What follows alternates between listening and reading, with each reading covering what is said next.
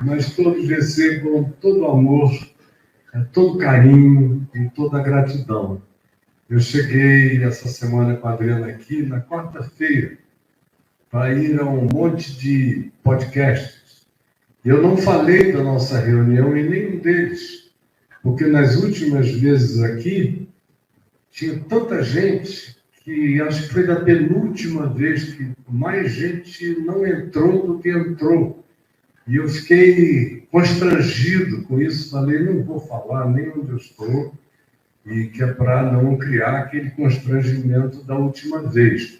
E até que me arrependi, porque podia ter convidado mais gente para estar aqui conosco, embora esse grupo seja lindo e maravilhoso.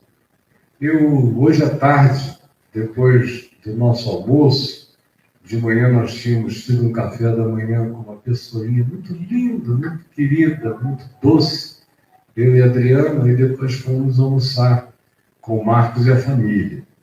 E aí, umas 4 horas, eu fui tirar um cochilinho, pedindo a Deus que me dissesse qual era a palavra simples que eu deveria compartilhar com vocês hoje aqui. Quando eu ia entrando no quarto, me deu aquele estalo.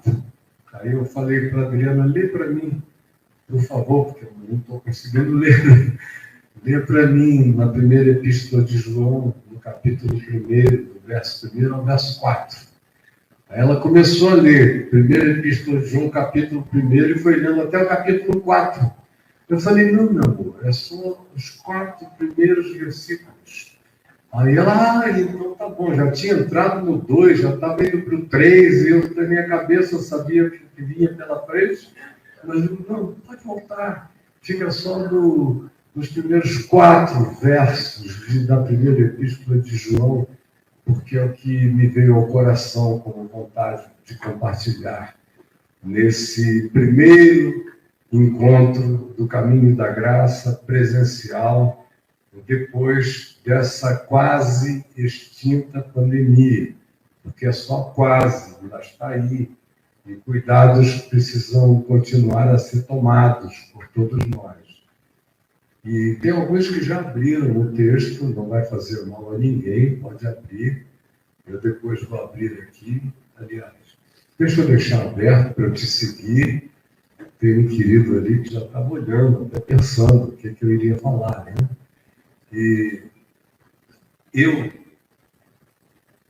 esses dias, venho repetindo uma declaração, uma confissão de fé, que me acompanha desde o primeiro momento, desde que eu criei, desde que o Evangelho deixou de ser uma informação da minha casa, da minha avó, da minha mãe, depois do meu pai, quando se converteu, depois dos amigos, enfim, eu cresci sabendo, entre católicos e protestantes, o que cada lado dizia, e havia muita briga, muito ódio entre as partes.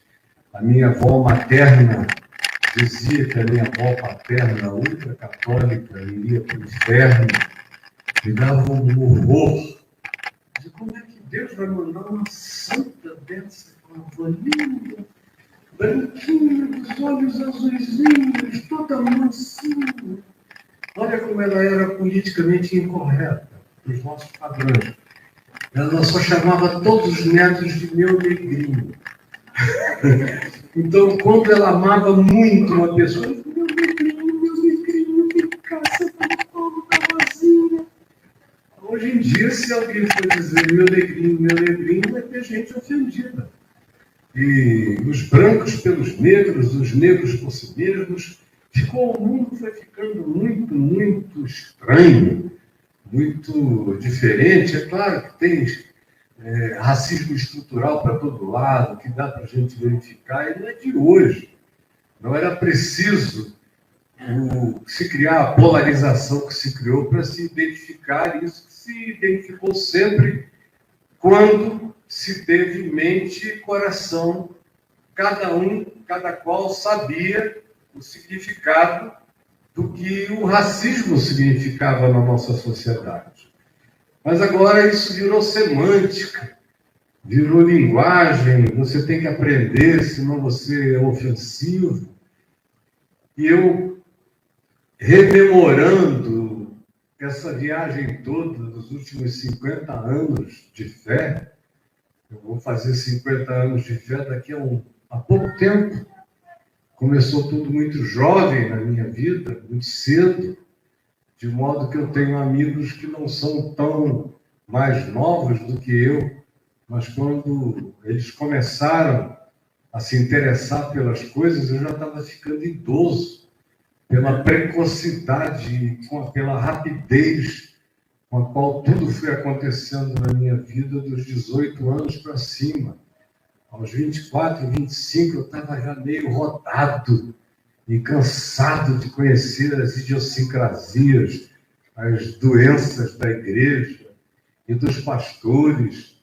Aí você mencionou 86 e o Jorge lá. Eu estava pregando naquela CEPAL de 1986, eu não estou enganado. 85 eu estive lá. Eu sabia que foi um daqueles períodos, a primeira vez que eu fui lá pela CEPAL. E estava morando já no Rio há uns 5 anos, tinha deixado Manaus. Isso tudo é um preâmbulo praticamente desnecessário para dizer que quando o Evangelho entrou no meu coração e na minha consciência, a coisa mais forte e veemente que me atingiu foi um desejo de repetir a primeira geração de discípulos de Jesus na minha vida. Parecia uma presunção, mas quando alguém vinha me falar da história da igreja, eu digo, eu tenho todo o interesse em li livros de muita gente sobre a história toda da igreja e do cristianismo, e eu só encontrava distanciamento do Evangelho.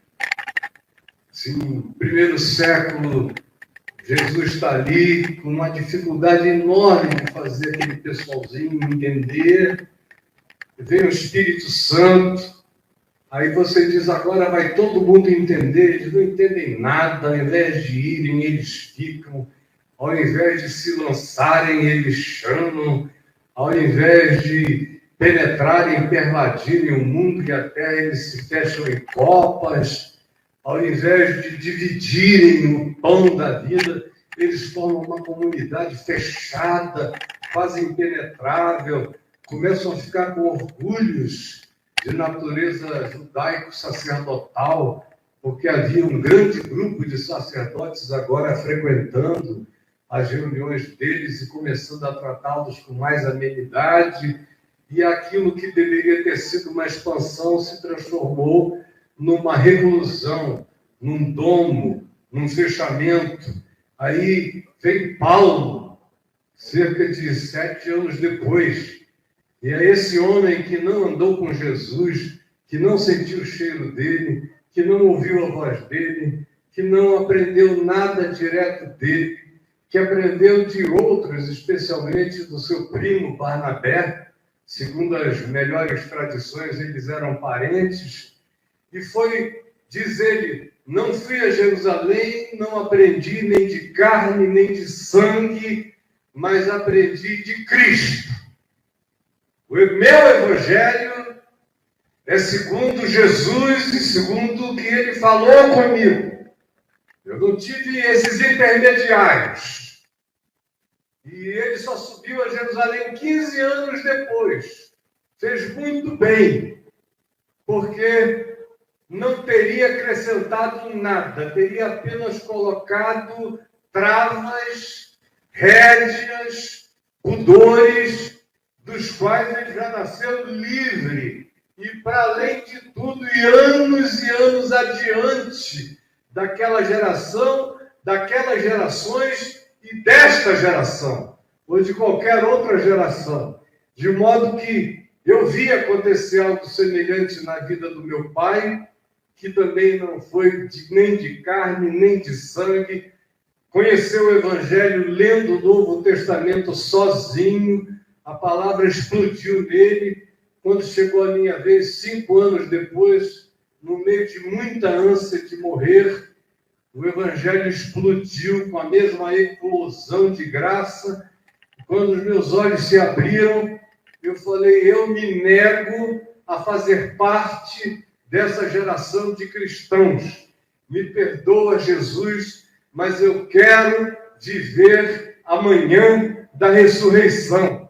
Só vale a pena para mim viver o Evangelho se for como aquele dito de Lutero, que eu já conhecia de ouvir, mas nunca tinha significado nada para mim.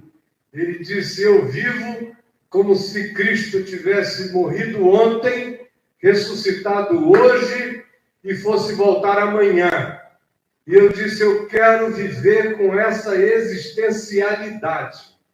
E aí, no dia seguinte, eu estava na rua, nas praças, com os hippies, com os amigos da alta sociedade, pregando em todos os lugares. Logo, logo me chamaram para expulsar demônio, não sabia nem o que era, mas eu falei, Jesus, eu já sei o que é e vai sair. E se não sair no Evangelho da Graça, vai sair no Evangelho dos Grace. Porque eu era bom no negócio, mas vai sair no da graça. Nunca precisei apelar para nada que não fosse meramente a palavra. Com aquela fé que qualquer coisa seria detonada pela palavra. E aí uma revolução começou a acontecer. Eu nem me dava conta do que estava surgindo. Aí o dono da televisão, TV Globo, da Rede Amazônica de televisão, me deu um horário todo domingo de 6h30 às 7 horas da noite, de graça, para eu pregar com 19 anos. Eu ia lá, não tinha gravação, era tudo ao vivo, a luz vermelha acendia, o cara dizia no ar. Aí eu, meia hora. Meu pai assistia em casa e ele dizia, onde é que você aprendeu isso? Eu digo, eu não sei, pai, fala com Jesus. Eu sei que esse negócio está dentro de mim. Está todo repleto disso. E a leitura do Novo Testamento, Deus me deu uma memória boa, foi se transformando em algo que eu podia fechar os olhos e citar, e tomava conta de mim, me ardia, me queimava, me machucava, me fazia chorar, me derretia. Eu sentia que tinha uma graça vazando, explodia. E aí, aonde quer que fosse, aquilo ia acontecendo, sem que houvesse nenhum tipo de premeditação. E eu vivi anos e anos e anos daquela alegria. Comecei a ir para o país inteiro, depois para o mundo, pregando a palavra com aquele gozo. E todo mundo que eu via dizia, parece que você encontrou com ele hoje de manhã. Eu digo, parece não. Eu encontro todo dia, você não? Meu Deus, eu não abrirei a boca para pregar o Evangelho sem esse impacto no meu coração. Até que chegou um tempo, quase 30 anos depois, em que eu comecei a conseguir pregar o Evangelho sem aquela intensidade da primeira geração. Eu achei estranho, mas ao mesmo tempo falei, mas é assim mesmo. Já tem 30 anos quase, já falei para todo mundo, e vai ver que essa situação, que não era uma pasmaceira, mas uma calma de divulgação, de proclamação, chegou por causa do tempo, por causa da hora. Embora logo depois eu tenha entrado num estado de desconfiança a respeito do que estava acontecendo comigo. Aí aconteceu tudo que aconteceu, 98, foi um inferno, 99, 2000, eu conheci a Adriana, e ela começou a ter um papel renovador. Começou primeiro com aquela alegria feminina, né? Mas depois um papel renovador, espiritual no meu coração. Devagar eu fui sentindo outra vez o acender do fogo, da chama, do braseiro, da alegria, da proclamação, do discernimento da palavra. E ela é testemunha todo dia, de que eu prego todos os dias, e eu tomo o meu café, fico ali um pouco embaixo em casa, subo para fazer o papo de graça, nunca sei o que eu vou pregar. Chego lá na hora, o brother diz qual é o texto. Eu digo, espera aí. Aí eu dou uma andada, volto, digo, anota aí, tal. Qual é o tema? Eu dou o tema.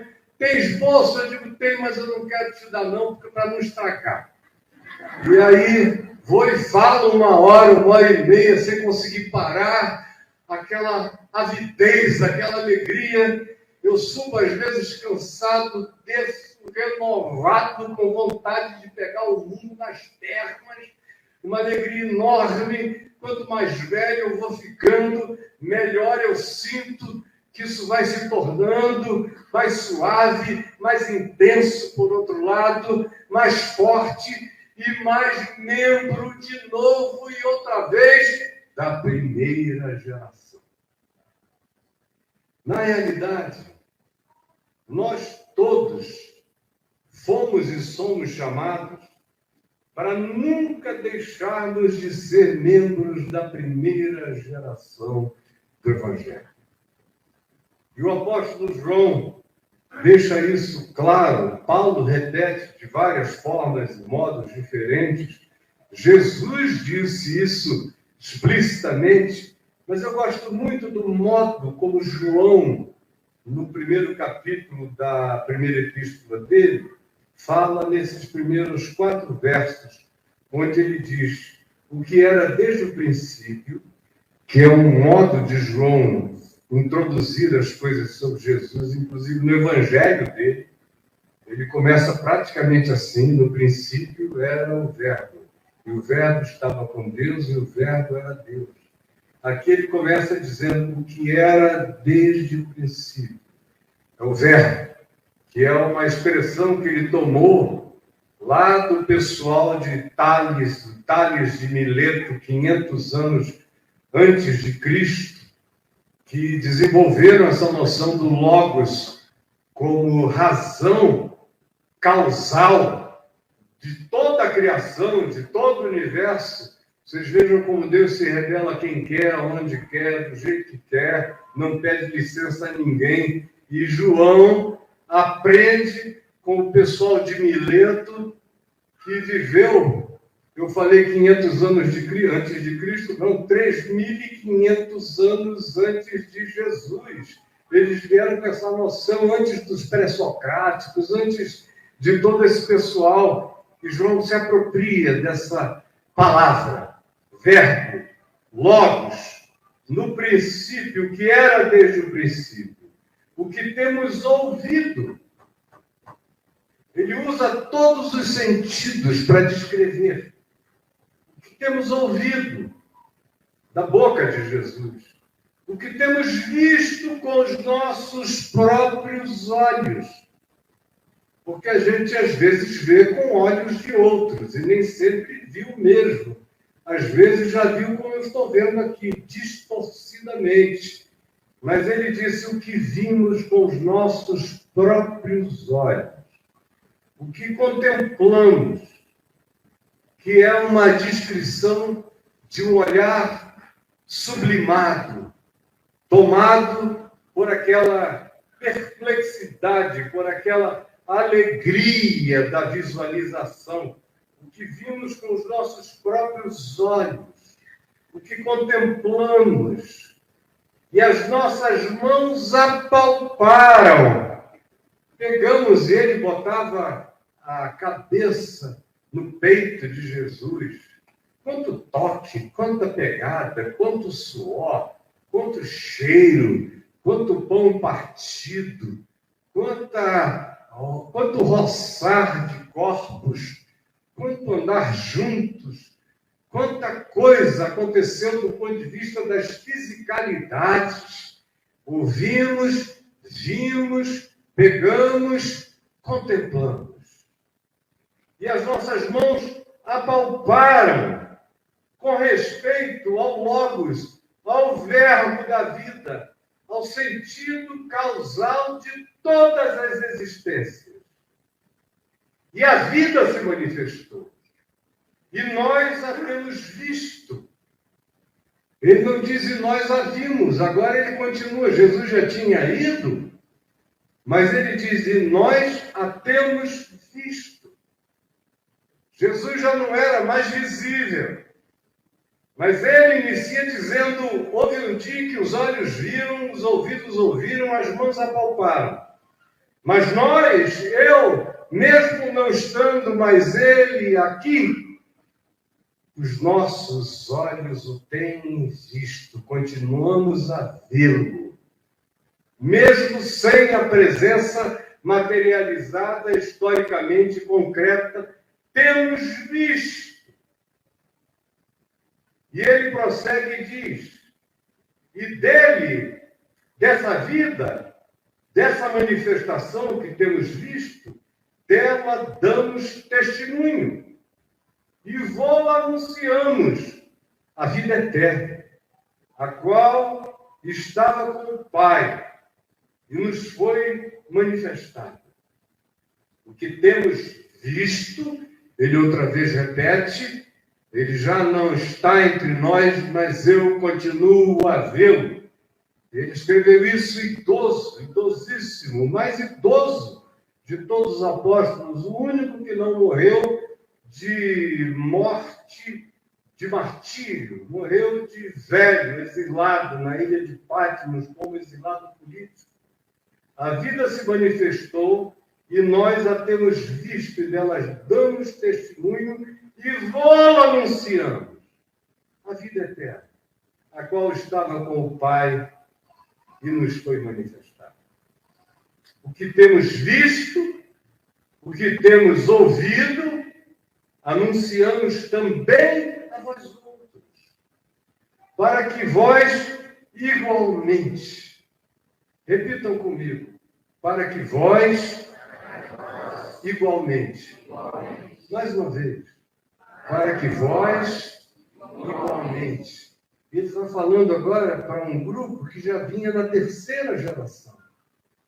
E diz que aconteceu com a gente, começando na Galileia, até 40 dias depois da ressurreição, até quando ele foi assunto aos céus, no Monte Olival, e nós contemplávamos, olhando, enquanto ele era levado, até que uma nuvem o encobriu dos nossos olhos, e nós ouvimos vozes e olhamos para o lado, e eis que 2 varões vestidos de branco estavam ali dizendo, varões galileus, porque estáis olhando para as alturas? Esse Jesus que dentre vós foi assunto aos céus, assim virá outra vez do modo como viste subir. Ele diz, isso temos visto e compartilhamos com vocês, para que vocês, do mesmo modo, da mesma forma, mesmo que vocês não tenham ouvido a palavra que saiu da boca física dele, mesmo que vocês não saibam como ele era, e eles nunca tiveram nenhuma necessidade descritiva de dizer que Jesus era louro, era branco, era amarelo, era preto, era coisa alguma, seria uma heresia. Como hoje em dia eu vejo o pessoal se esforçando pela negritude de Jesus, por isso aquilo nada conta. Sinceramente, pode ser um criolano lindo, tanto faz. Só que é absolutamente ridículo. Se está falando do verbo da vida, se está falando de alguém que pode ser conhecido em qualquer cultura, em qualquer ambiente, em qualquer circunstância, em qualquer geração, do mesmo modo, porque ele não é carne nem é sangue, como ele disse. Minhas palavras é que são espírito e são vida. Portanto, ele diz, Nós temos compartilhado, falado com vocês, para que vocês, do mesmo modo que nós. É isso que o igualmente significa. Mantenhais comunhão conosco, com a mesma percepção, com o mesmo discernimento, com a mesma alegria, com a mesma intensidade, com o mesmo compromisso, com a mesma fé, com a mesma intrepidez, com a mesma vontade de se dar. Vocês tenham comunhão com a primeira geração, que todas as gerações se tornem a primeira. Se essa palavra que nós pegamos, ouvimos, apalpamos, contemplamos, e que entrou em nós, e que com vocês nós compartilhamos, for absorvida por vocês, igualmente haverá a mesma realidade, a mesma manifestação, e vocês terão comunhão conosco. Ora, a nossa comunhão é com o Pai e com o seu Filho Jesus Cristo. Estas coisas, pois, vos escrevemos para que a nós, e ele se inclui os demais na mesma alegria, para que a alegria que nós tivemos na ressurreição seja a mesma alegria que vocês tenham, para que a nossa alegria seja completa. Aí a gente olha para o que acontece à nossa volta.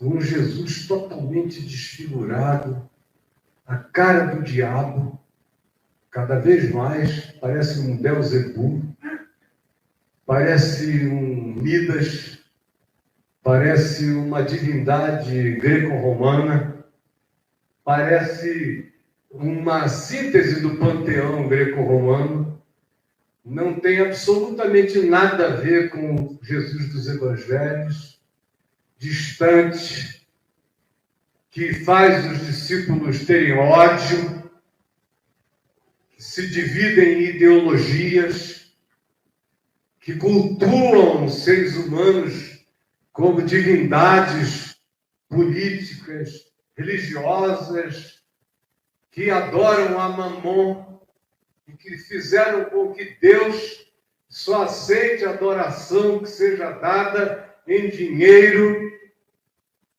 Um Jesus totalmente disforme, que não guardou sinal algum do seu próprio caráter, e que é aquele que a maioria dos cristãos da terra adoram. Adoram-no contra Deus, adoram-no blasfemamente, adoram-no contra o amor, adoram-no em favor do ódio, adoram-no orando por guerras, adoram-no com torcidas, como torcedores fanáticos de antagonismos, cada lado defendendo o Cristo da sua própria doença e projeção, mantendo comunhão com espíritos malignos, comunhão com demônios. E vocês vão ficar chocados comigo. E Deus permita. Porque o que eu vejo quase todo dia é um monte de gente usando o nome de Jesus para batizar a Satanás entre nós e para glorificar aquilo que é a própria negação daquilo pelo que Jesus viveu, morreu, ressuscitou e voltará. Agora, João está dizendo que não vale a pena ser cristão, não vale a pena se dizer discípulo, não vale a pena coisa alguma, se não for igualmente como foi. Igualmente como foi conosco, tem que ser com vocês. E não adianta dizer, mas que pena que eu não vivi naquele tempo. Talvez você virasse Judas, do jeito que você é, vivendo naquele tempo, graças a Deus, que Judas é melhor do que a maioria dos pastores e crentes que eu conheço. Ele, pelo menos, depois que traiu, saiu desesperado, dizendo: eu traí, pequei, traindo sangue inocente, se enforcou. Que glória! Que glória! Aqui não, o pessoal trai, engana, mente, nem se enforca. E nem se enfoca, ficam aí todo dia, cada vez piores. São Judas Iscariotes. Vai ter que ser glorificado entre nós, porque pelo menos teve a bênção do remorso suicida, que não acontece entre nós. Ao contrário, ninguém quer nem saber. Eu sou acusado por aí de ser aquele que é o pai das inclusividades. Mas outro dia eu ouvi uma menina dizer, uma garota bonitinha, assim, meio patricinha, lindinha, cheirosinha, dizer que o pastor dela disse que eu era um ser humano bom, era uma pena que eu era muito radical. E aí eu quis saber qual era a radicalidade. A radicalidade é de pregar Jesus como sendo alguém que pode ser vivido hoje.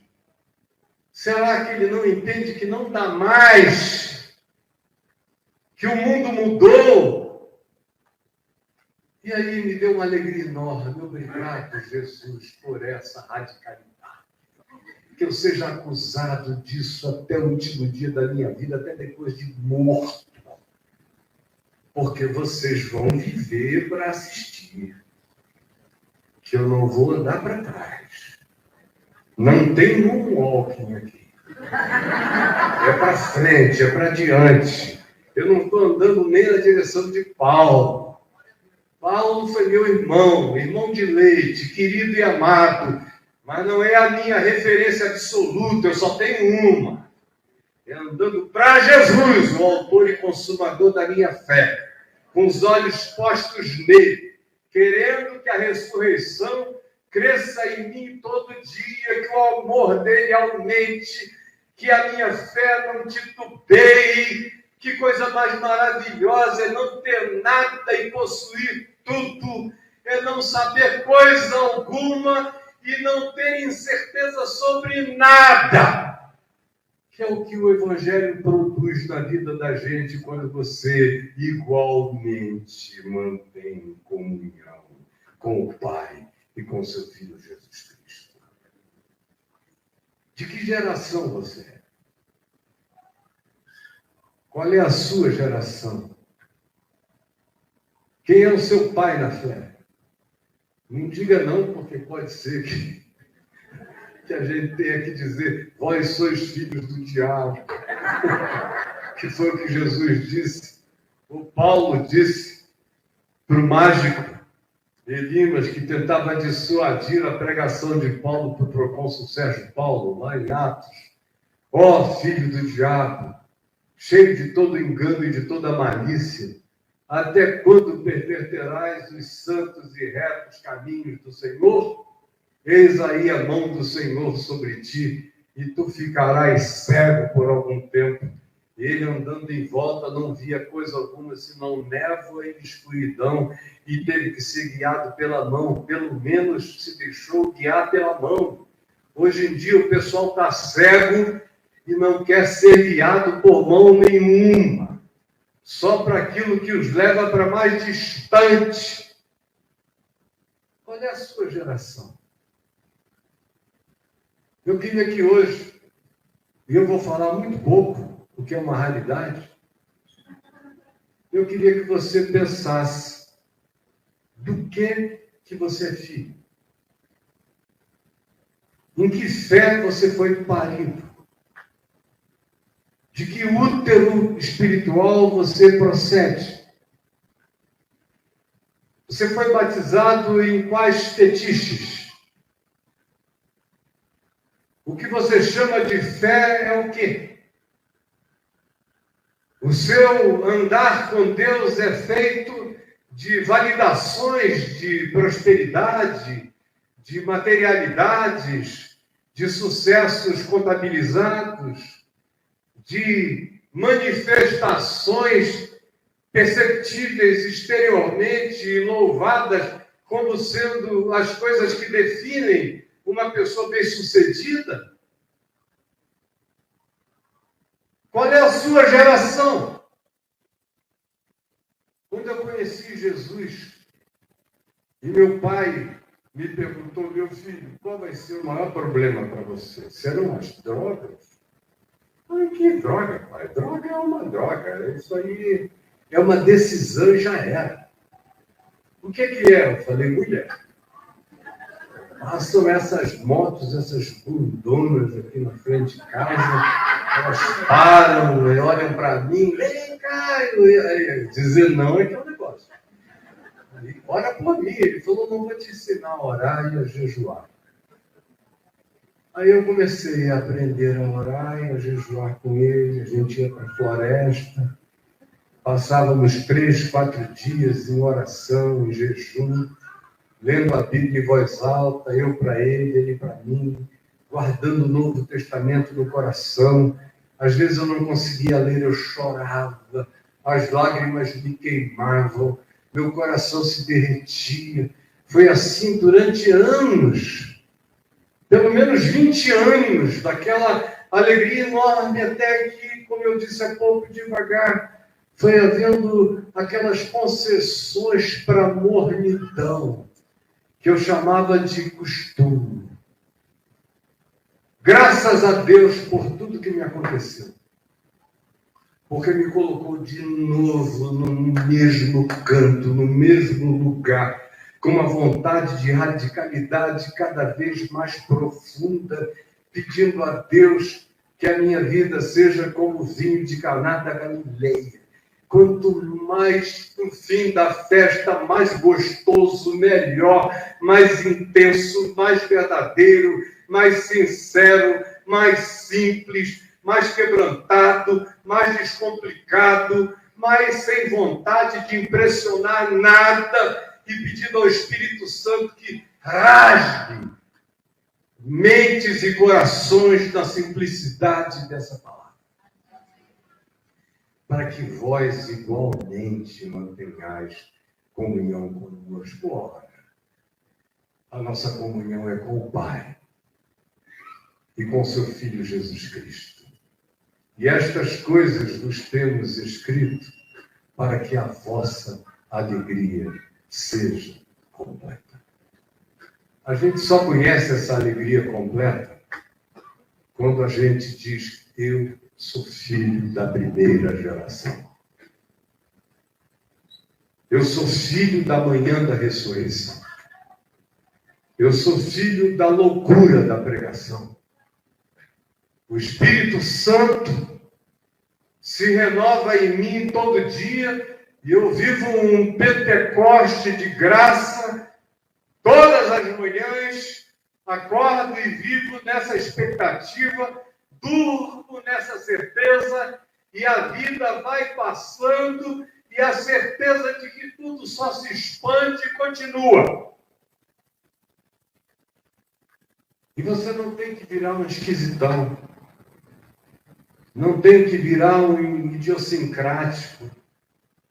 Quanto mais isso cresce, menos fanatismo existe. Mais liberdade, mais clareza no olhar, mais compreensão, mais capacidade e palpabilidade. A minha mulher sabe. E ela acompanhou esses últimos 22, quase 23 anos. Ela viu esse retornar. Ela sabe que todo dia está mais gostoso. E ela sabe que eu estou mais gostoso. Que todo dia fica melhor. Que todo dia fica mais suave, mais manso. Que todo dia se torna mais íntimo. Que todo dia aquela certeza de que nada nos faltará deixa de ser palavra de salmo e passa a ser passo, vida, ato, olhar, interpretação, alegria, convicção. cada dia mais presente, cada dia mais contemplação, cada dia melhor a audição, cada dia mais simples o testemunho, cada dia mais nítido o olhar, cada dia mais embebedecida a adoração, cada dia mais da primeira geração. E eu gosto mais dessa primeira geração de hoje do que até da primeira geração deles. Porque, graças a Deus, eu estou livre de um monte de besteira de Pedro, de Tiago, de João, de bobajadas para lá e para cá. Um monte de coisas que ficaram para trás. Aí você diz, olha, você pode até estar pregando mais simples, mas uma coisa é fato, você ficou arrogante. Porque você está dizendo que Paulo é só um colega. E eu aprendi com Paulo que ele é só um colega. Aprendi na carta aos Hebreus que eles, sem nós, não seriam aperfeiçoados.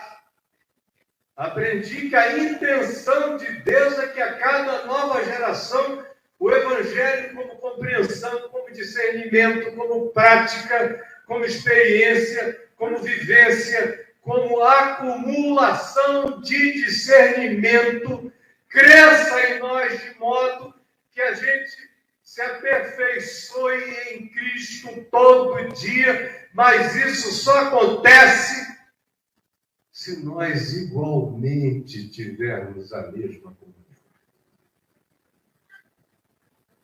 Quanto tempo faz que você, por exemplo, não lê o Novo Testamento? Você diz, não, eu leio aqui assim. Para mim não tem problema, isso aqui é uma novidade, Gutenberg para cá. Não existia antes. Paulo não lia a Bíblia. Não tinha, só tinha a Torá e os livros da sinagoga, que não dava para carregar. Pesavam tanto que ele, saindo rápido da casa de Carpo, deixou uns pergaminhos lá. E foi embora sem Bíblia nenhuma, nem dos judeus. Texto cristão, quem escreveu primeiro foi Paulo, a primeira carta aos Tessalonicenses. Os evangelhos foram os últimos textos a serem escritos. Nenhum deles tinha que meditar num livro de manhã. Mas a mente tinha que memorizar. Jesus falava por parábolas, entre outras coisas, como Joaquim Jeremias, um acadêmico inglês, demonstrou, traduzindo os textos, por exemplo, de Lucas, do grego para o aramaico, e percebendo que tudo virava poesia e rima, de maneira que os que o ouviam guardavam os repentes para sempre, e podiam repeti-los, guardá-los, declamá-los de novo. Era a mente que estava funcionando, era o ouvido que estava em ação, era a boca que repetia, era o coração que declamava, era a mente que contemplava. Não era como nós que ligamos a TV para ouvir heresia.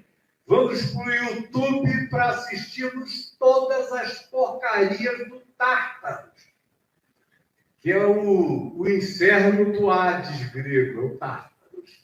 É o YouTube dos crentes. Vão para lá ouvir só barbaridades. E aí você vê as coisas ficando feias. São pastores dizendo, Deus está nos abençoando. Oh, glória!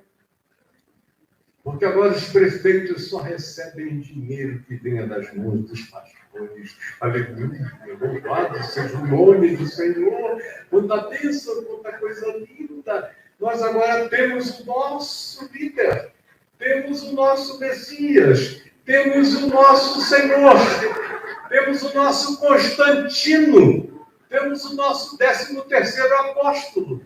E vão ficando todos apóstolos. São todos os apóstolos. De que geração você é? Porque eu quero dizer uma coisa para você. Se você não for da única, primeira e contínua e eterna geração do Evangelho, você nunca terá alegria. O que nos mantém assim é essa alegria completa. De você saber que Deus é. Como semana passada, a gente esteve numa agonia muito grande, algumas das pessoas que estão aqui nesse auditório, por causa de uma coisa monstruosa que estava acontecendo e aparentemente não tinha mais volta humana. Já era e não tinha retorno. Aí todos os que souberam convergiram as orações em intensidade, em clamor. Quando eu terminei o papo de graça, que eu li aquele textinho que essa pessoa amada do meu coração mandou, eu caí num pranto na minha mesa e comecei a chorar e dizer: Jesus, Jesus, não, Jesus, não, Jesus, põe tua mão, Jesus, não, não, Jesus, põe a tua mão para isso agora. Aí 50 minutos depois, mais ou menos, eu recebi um telefonema de um filho meu, me dizendo: meu pai, Deus é bom, Deus é bom. Aconteceu o impossível. Aconteceu. E eu só carregava no coração essa declaração: para que a vossa alegria seja completa. Foi o que Jesus disse em João 15, repetiu em João 17. Vocês não têm pedido nada em meu nome, peçam e recebereis. Para quê? Para que a vossa alegria seja completa. A gente tem que amanhecer todo dia na frente da tumba de Lázaro, para que a nossa alegria seja completa. O Evangelho não tem que ser uma narrativa de 2000 anos, mas tem que ser um acontecimento do meu cotidiano e pode ser do seu, para que a nossa alegria seja completa.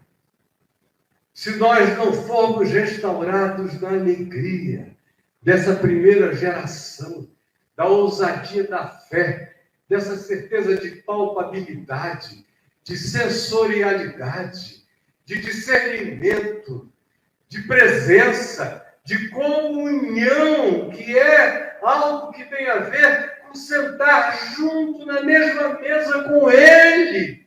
Cearei com Ele e Ele comigo. Essa a promessa, é esse o desejo. E é essa a possibilidade. Eu não vim aqui para falar uma utopia. Eu vim aqui para declarar a mais fascinante e simples de todas as possibilidades. Quem quiser, provará. Quem não quiser, continuará andando na sua própria infelicidade, precisando procurar homens, mulheres, intercessores, gente que se interpõe entre Deus e você, triângulos. Hoje de manhã a gente conversando com essa pessoinha querida, ela vinha de uma igreja onde tudo triangulava pelo apóstolo, pela apóstola, pelos apóstolas, por tudo mais. E aí eu falei: ali tudo triangula, minha filha. Ela falou: pois é, eu só vim aprender agora que de triângulo já basta a trindade. Eu falei: de triângulo já basta a trindade, não precisa de triângulo nenhum. E a própria trindade não é um triângulo, é uma realidade só. O resto é doutrinação que confunde a mente. Para que vós igualmente tenhais a mesma comunhão que nós temos. O que os nossos olhos viram, o que os nossos ouvidos ouviram, o que as nossas mãos apalparam, o que a nossa boca fala, o que contemplamos, isto igualmente compartilhamos, para que vocês igualmente provem as mesmas coisas e tenham a comunhão que nós tivemos com o Pai, com seu Filho Jesus Cristo. e para que a vossa alegria seja completa. Eu não sei o que você veio esperando aqui, mas eu vim dizer só isso. Na esperança de que vós igualmente,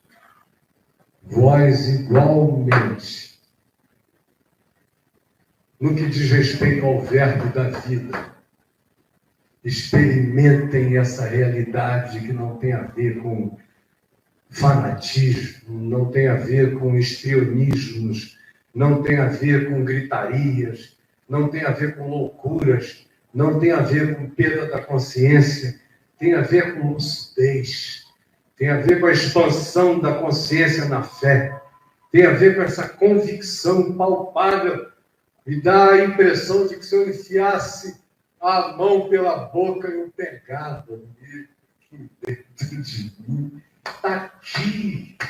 O inferno sabe, os anjos sabem, todo mundo sabe. Está aqui dentro de mim. Não tem força no universo que eu tema. Nada, como Paulo disse, nem qualquer outra criatura apareça, porque não vai encontrar em mim tremor nenhum. A confiança tomou conta do meu ser. E eu estou pronto para viver e para morrer. Por quê? Porque igualmente eu ganhei comunhão nessa alegria da ressurreição, da vida, dessa explosão de gozo que dia a dia se transforma em algo mais fascinante, mais simples, mais fácil de dizer, menos complicado, menos elaborado, porque já está tudo laborado na experiência do amor e da fé todos os dias. E eu queria que você repetisse isso comigo para eu concluir, graças a Deus. Para que eu, igualmente, mantenha comunhão com o Pai e com seu Filho Jesus Cristo. Repita comigo. Para que eu, igualmente, mantenha comunhão com o Pai e com seu Filho Jesus Cristo. Para que a minha alegria seja completa. Para que a minha alegria seja completa. Perdão pela frustração de quem veio aqui ouvir uma elaboração. Eu não tenho mais elaborações. Eu só tenho simplicidades do Evangelho para declarar, sem constrangimento. E se eu viver muitos anos, pode ser que eu suba aqui e não fale mais do que 5 minutos, porque o resto se transforme em comentário desnecessário. Vamos ficar todos em pé. Eu vou esperar amanhã de manhã todo mundo trazendo mais alguém. Talvez alguns aqui estejam olhando e dizendo, bom, se for para ouvir isso, eu não volto amanhã. Eu já ouvi, já sei, já aprendi essa basicalidade. Essa basicalidade é para ser vivida. De modo que, enquanto não se transformar em vida, é mentira. É mentira ambulante. É mentira de culto. É mentira de Deus. É mentira de evangelho. Não tem nada a ver com o Pai e com seu Filho Jesus Cristo. E muito menos ainda vai produzir a alegria completa no nosso coração.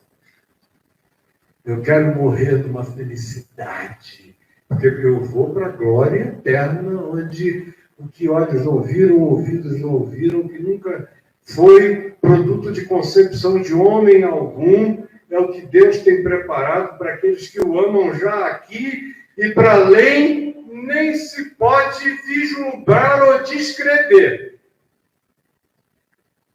Mas eu sei uma coisa, e eu não estou mentindo.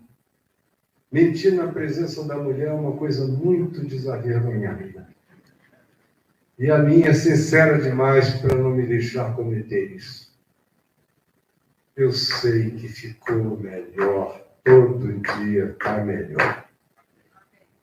E dentro de mim eu só sinto essa expansão, essa paz crescente, essa raiz profunda e essa confiança inabalável. Essa convicção de que não há sofismas e de que o poder de Deus em nós pode destruir toda fortaleza, anular todo sofisma e nos colocar no chão sólido do caminho, da verdade e da vida. Jesus, eu te agradeço por essa palavra singela, simples, para que a Sofia entenda, para que qualquer um entenda, para que não haja privilégios intelectuais, mentais ou acadêmicos. O Evangelho está sendo dito de novo e eu peço que o Espírito Santo faça com que muitos aqui se entreguem à alegria da primeira geração. A experiência da ressurreição dos mortos no coração, na mente, na atitude, na vida, sem distração. Faz isso crescer em mim todo dia mais, na vida dos meus filhos, dos nossos netos, da nossa casa, dos nossos amigos, do mundo. Muito obrigado por aqueles que na terra não desistiram e continuam crendo que é possível hoje, que é possível agora experimentar outra vez a alegria da ressurreição. Muito obrigado. É diante de ti que estamos e é diante de ti que continuaremos. Em nome de Jesus. Amém. Que Deus nos abençoe. Amém.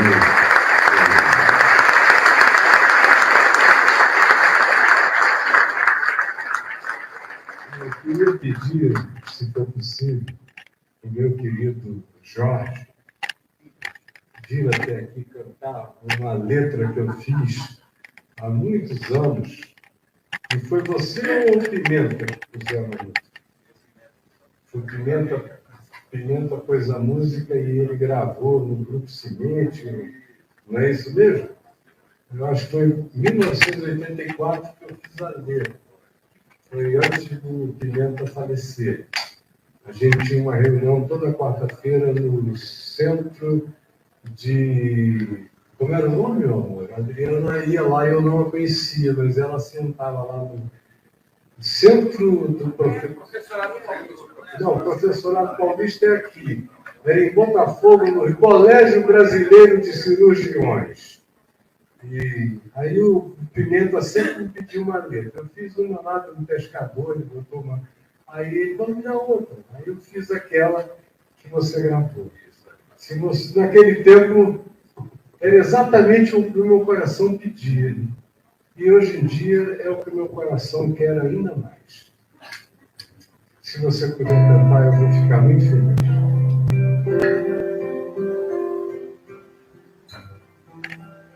Eu queria pedir para vocês se sentarem, que o Jorge vai cantar, e depois eu pedi para o Vavá, Jorge, cantar uma canção que tem a ver com o que Caio falou, que as duas têm a ver com essa ideia da primeira geração. Aliás, simples, né? Tá. Vamos levar algum tempo para entender um pouco. Muito bom, muito bom.